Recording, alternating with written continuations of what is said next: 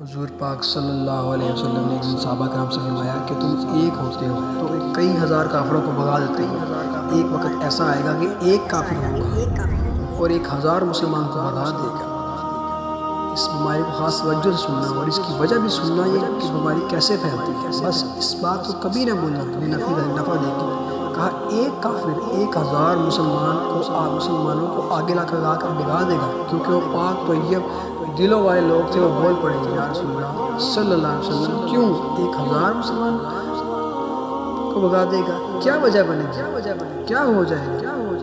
2 جملے میرے نبی کریم صلی اللہ علیہ وسلم نے فرمایا اور بات ختم کر دی۔ فرمایا تمہیں وہن ہو جائے گا، وہن نہیں، وہن،